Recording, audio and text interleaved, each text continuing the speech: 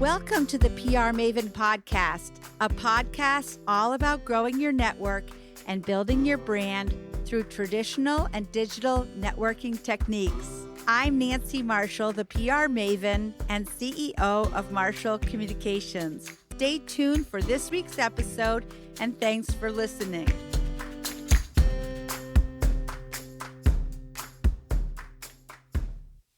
Hello, PR Maven Nation. Welcome to the PR Maven Podcast, presented by Marshall Communications, creator of the 65-step Marshall Plan strategic process. For those of you new to the show, I'm Nancy Marshall, the PR Maven and CEO of Marshall Communications. I want to welcome you. And my guest this week is Anna McDermott, who is Account Supervisor at Marshall Communications. Welcome to the PR Maven Podcast, Anna.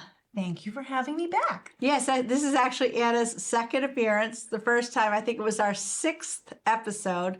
That would have been back in 2018. Yeah. But you were very popular back then, so hopefully you're as popular this time. I know. I feel like the bar is kind of high. Yes, it is. I know. And we're like analyzing what makes an episode popular or not. So you had the thing, whatever the thing was. Do I still have the thing? Yeah, That's the question. It's been a long time. We'll have to see. But tell us about your career and how you got into it in the first place. So I'd say that my public relations career started in the hospitality industry. So I started my professional career working at the Danforth, which was it's a different name now, a bed and breakfast in the West End in Portland. And I didn't realize it. You know, I'd gotten my degree in communications from USM. And then when I went from the Danforth to another hotel in Oregon, I was marketing things. I was, crafting communications messages to lure people in to the hotel. And so when I came back to Maine and interviewed with you, it turns out I had some experience under my belt that I wasn't aware of. So here I am. I remember that. 3,000 years later, still doing PR. What year was it that you first came to work for Marshall Communications? 2007. Wow, that was a long time ago. A long time. I was 13. Oh, yeah, right. Me too. I was 14. But So you've been doing TikTok for Marshall Communications, and how did you get into TikTok? So my personal entry into TikTok was in the early days of the pandemic when, we're all kind of stuck at home and bored. And I figured, a lot of my job is social media marketing. I got to figure out what this new thing's about. And it immediately sucked me in. The algorithm was mind-blowing. It was like, Anna, you are a weirdo. Let's give you all this fantastic, strange content. And so I fell in love with it right away. I felt like, I like it more than my 12-year-old daughter likes it. That's saying something. And then, from professionally, we've only done 12. So we started, I think, in November or December, starting our own TikTok channel for the agency. That's right. And so early days. And what kind of videos have you made for Marshall Communications so far? So our first 10 were how to use public relations to improve your SEO. So 10 different tips with 10 different videos. And they've been getting more and more popular, which is fascinating to see how the algorithm works and serves up the content to people. And then we did some key performance indicator tips. And those I had to do super, super fast because I like to do the TikToks outside in the Maine woods because we're a Maine-based agency. And it was very cold. Yeah, especially the last one. The last couple of weeks were really, really cold.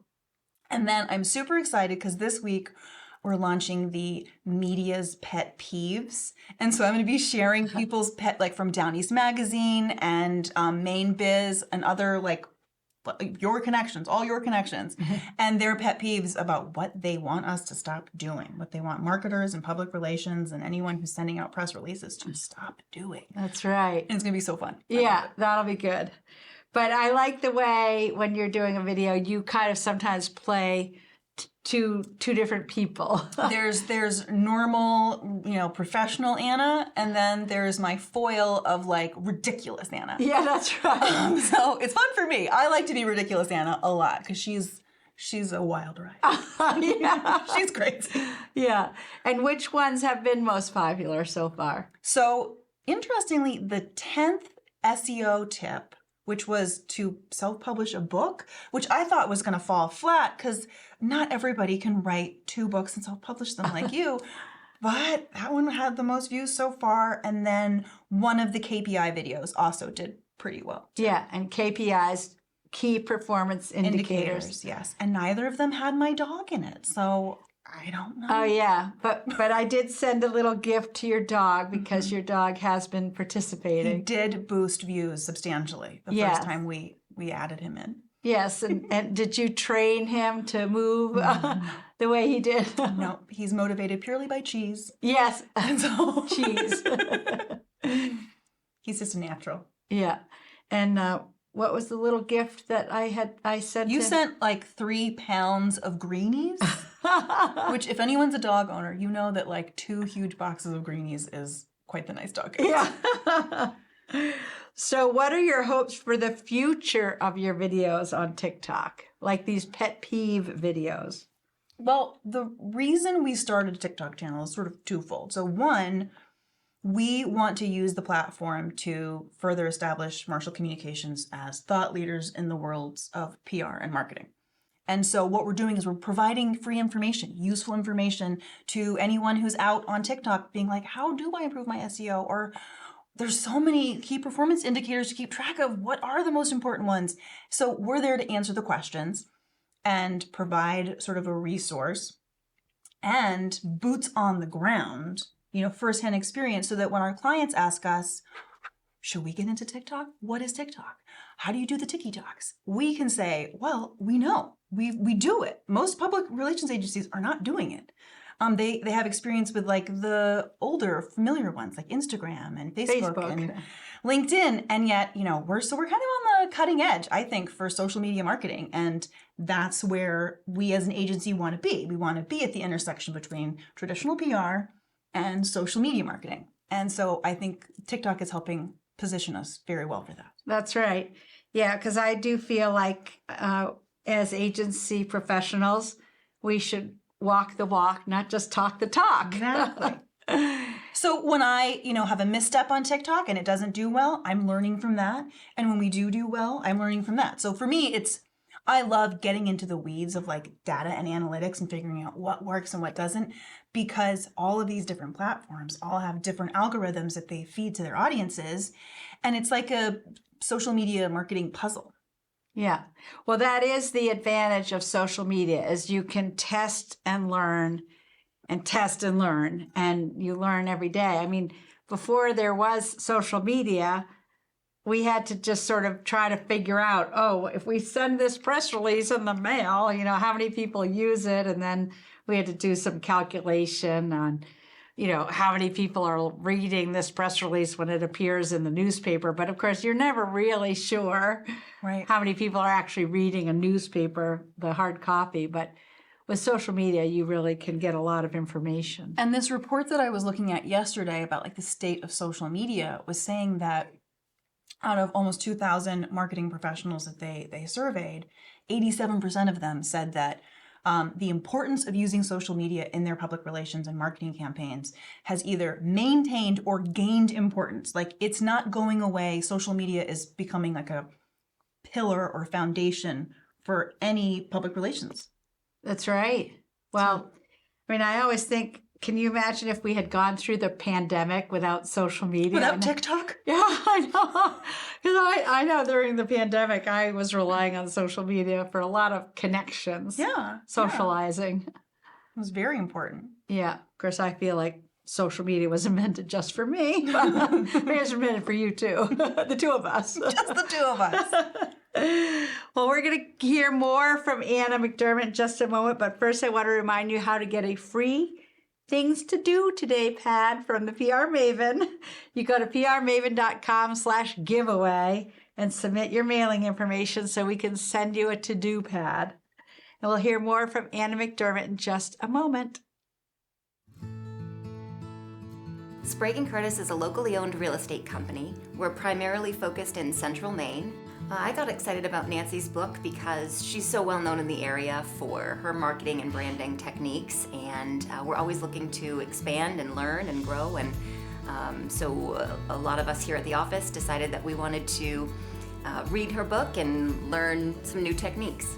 It benefits Sprague & Curtis to have a large brand and audience because there can often be multiple years between transactions with clients, so it's important to network with them and stay in touch with them in those in-between periods. And this book really helped us learn some techniques and methods to continue to do that.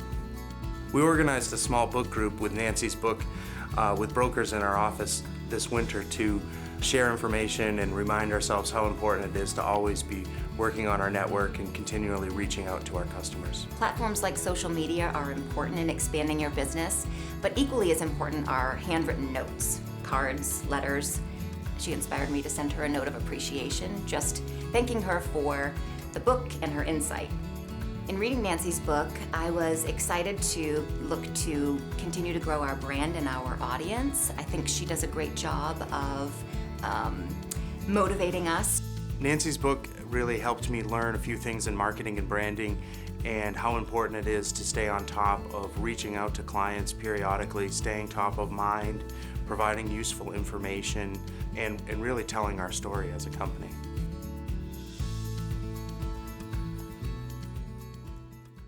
Well, welcome back. We're here with Anna McDermott, and we're talking about TikTok. And this podcast is actually streaming live on Facebook, LinkedIn, and YouTube. Hello, world. Yeah, Anna's very excited. So, Anna, how does social media fit into a PR program for business? How doesn't it fit in?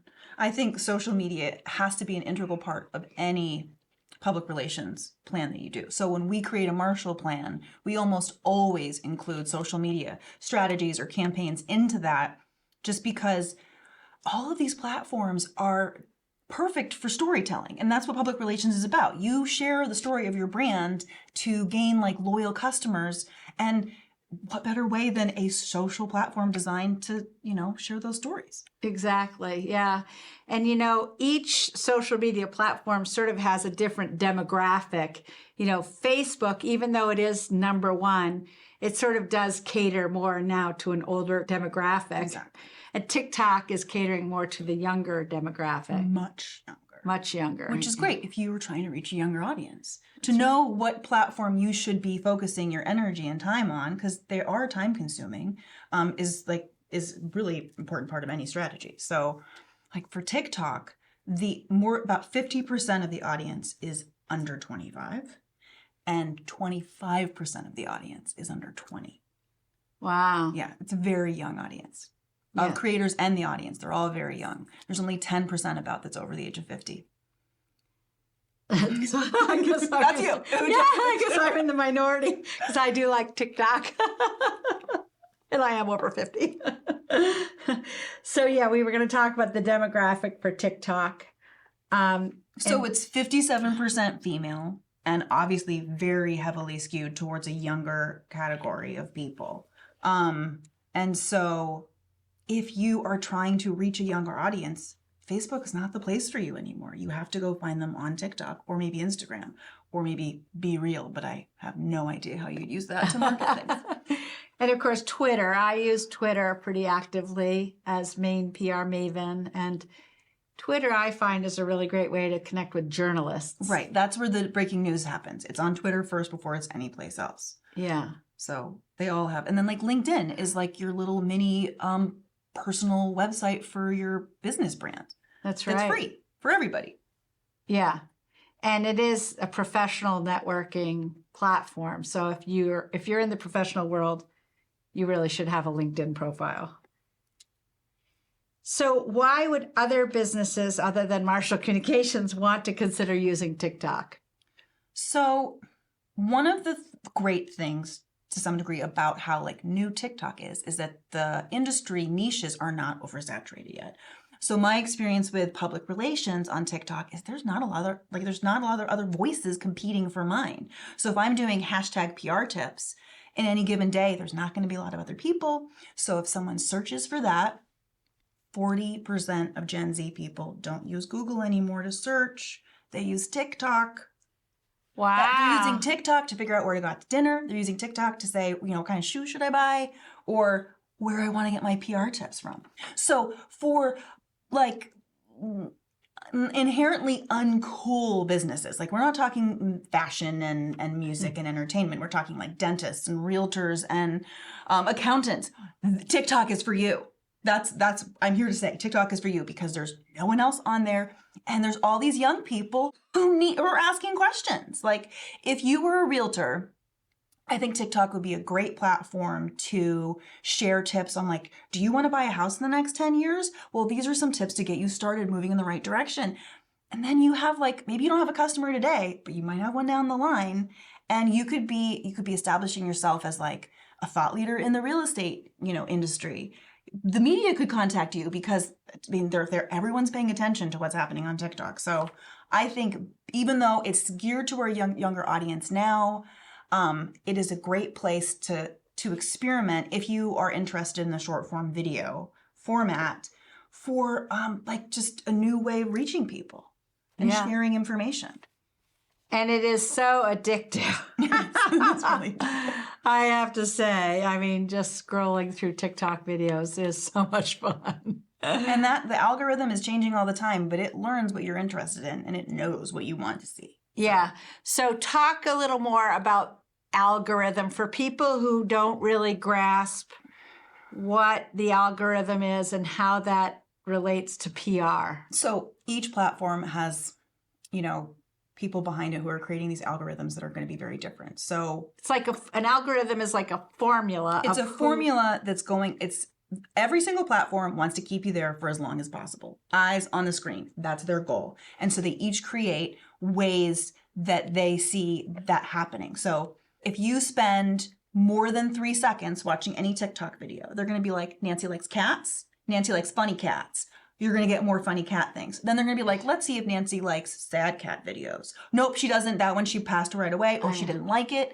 Or, she have the funny videos. Now here's a little comedian. I actually like cooking videos, which is something that you used to do for us, and we may have to get back to that. But I love watching people cooking things. And TikTok knows. So TikTok is intentionally serving up content that's related to the cooking industry. Right. Because it knows exactly how long you spend looking at a video. If you've watched it more than once, if you liked it, or, if you comment on a TikTok video, you're going to get a lot more of those kinds of TikTok videos. Yeah.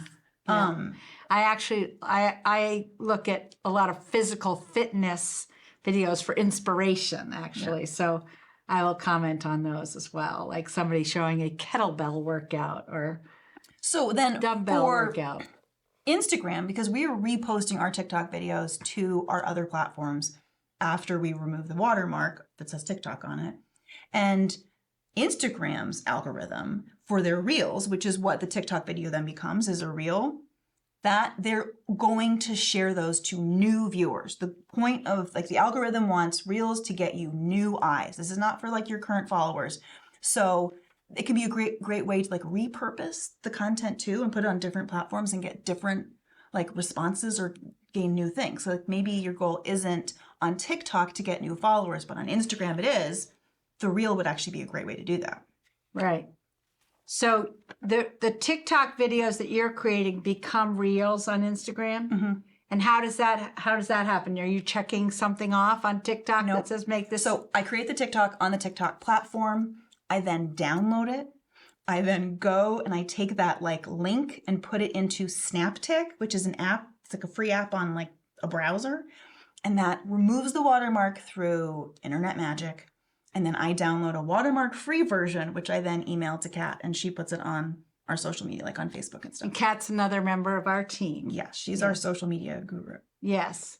Well, this is just awesome. And it's part of my philosophy that, even though I personally have been doing PR for many decades now, since even before there was an internet, I want to make sure that we're staying on top of it because actually my first boss in public relations, who was Chip Carey, who was the VP of Communications at Sugarloaf, VP Marketing, when the internet came out, he called me Briggs. Briggs is my maiden name. He'd be like, Briggs, we got to stay on top of this technology stuff because communications and technology are going hand in hand. And that voice still is in my head. So I'm glad that you were interested in doing the TikTok videos and that you have like really embraced it. And, you know, I hope that everybody who's listening today will look at the Marshall Communications TikToks and see Anna. Yes, and if you're in the media, send me your pet peeves. Oh, yeah, I can't wait to share them. Yeah. So, yeah, if you are a journalist, like if you can't stand it when people follow up more than once, or if you can't stand it when you get a press release that has lots of typos or whatever your pet peeve is, share that with Anna and she will make a TikTok out of it. And give you a shout out. And yeah, that's going to be a great series. I can't wait for that. All right, Anna. Well, do you have anything else you'd like to share about TikTok today? Not today, but catch up with me tomorrow. Okay. I'm sure you'll be thinking something in your dreams tonight. Oh, I should have said this. So if you want to connect with Anna, what is the best way for people to connect with you? You can reach me on my Marshall PR email. So that's like A McDermott at marshallpr.com. And I'm also on LinkedIn. I mean, I'm on everything. You can find me on Instagram. Yes. Or TikTok. On TikTok. You can find me everywhere. All right. And if you have anything you'd like to share with me, you can email me at nancy@prmaven.com. And thanks for joining us today, PR Maven Nation. Thanks for having me. It's great.